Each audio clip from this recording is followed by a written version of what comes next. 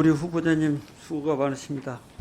전 질의에 이어서 계속하겠습니다. 제가 저번 질의 마지막에 시범문항이 북구 강로와 관련해서는 중요할 것 같다 이렇게 말씀을 드렸습니다.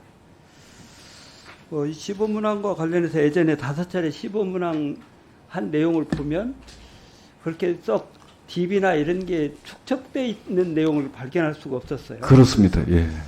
이제 시범문항을 하려면 뭐 친환경 선박 구입 문제라든지 또는 세빙선 문제, 또 추진 조직 문제, 외국과의 협력, 또 뭐 운항 DB 구축 이렇게 해서 실제 무역 항로의 경제적 이익이나 또는 동남아에서 무역의 뭐 재편 문제나 뭐 이런 내용들이 이제 정리가 돼서 우리가 준비하는 과정 속에서 국제 무역 뭐 거리적인 편익도 있지만 경제성 문제와 관련된 내용이라든지 동남아 지역에서의 무역 재편 문제라든지 이런 부분들이 실제 우리나라를 중심으로 이루어질 수 있도록 기술적인 선점 또는 시장의 재편 이런 걸 만들어 가야 되기 때문에 5년 동안 우리가 북구강로 개척이라는 큰 테마를 가지고 해야 될 일이 많다. 그러려면 그중에 실험적으로 할 수 있는 게 시범문항이기 때문에 준비를 좀 잘했으면 좋겠다 이런 부탁을 드리고요. 예.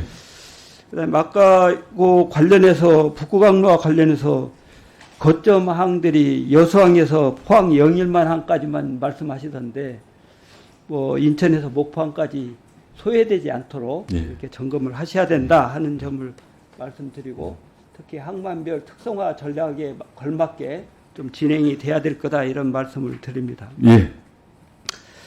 우리 해수부의 부산 이전 관련해서 뭐 여러 가지 지적도 있고 우려도 있습니다만 저는 대체적으로 우리 국힘의 의원님들이 표정 관리하고 계시다 이렇게 생각합니다. 지금 다들 우리 조경태 의원님도 찬성하셨고 우리 조성환 의원님도 찬성하셨고 부산시장도 보도자료 내면서 적극 지지한다고. 그렇습니다. 네. 또 그 지역구인 곽규택 의원도 보도자료 내고 적극 지지한다고 하는 내용으로 봐서 적극적으로 국정 과제에 찬성하면서 시행 과정에 우려가 없도록 좀 준비를 잘해달라 이런 정도의 입장으로 저는 이해합니다. 네, 그런 그렇습니다. 내용이 잘 준비될 수 있었으면 좋겠고요.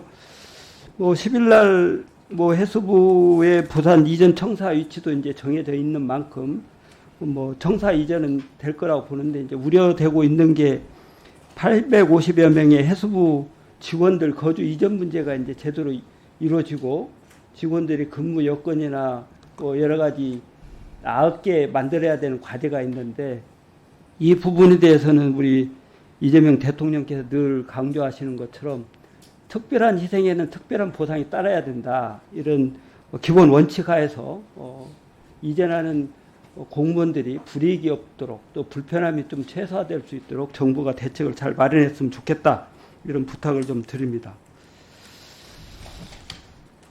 또 연계해서 산업은행 이전과 관련된 얘기들이 있었는데 물론 거기에는 지금 해운 기업 소위 HMM 이전 문제가 하나 있고 또 회사 법원 거기에 있고 그 다음에 이제 금융기관 이전 문제가 있는데 HMM은 부산 이전에 대해서 상당히 준비가 많이 돼 있는 것 같고 결정만 되면 하겠다고 돼 있는 것 같고 그런 것 같아요.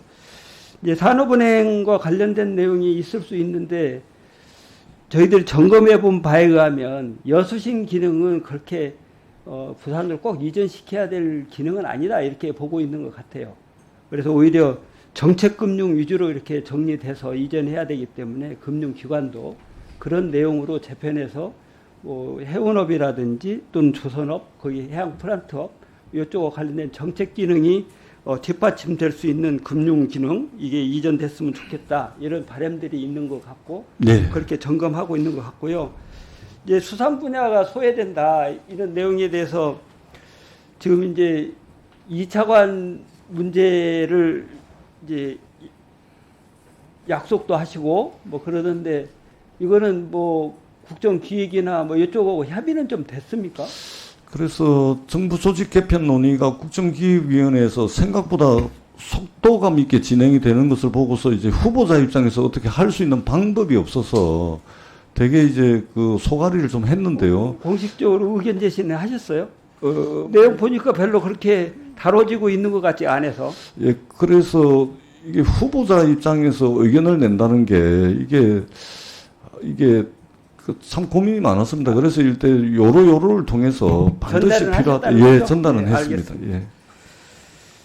그다음에 우리 이제 해수부 업무 중에 외국 어선의 불법 조업에 대해서 사실은 해양수산부와 해경에서 이제 단속을 통해서 담보금을 부과하고 있는데 이 내용이 뭐 근절되지 않는 문제가 있고 그렇습니다. 또 보조금을 받았는데 실제 피해자인 농어민들에게 귀속되지 않는 문제가 있어요.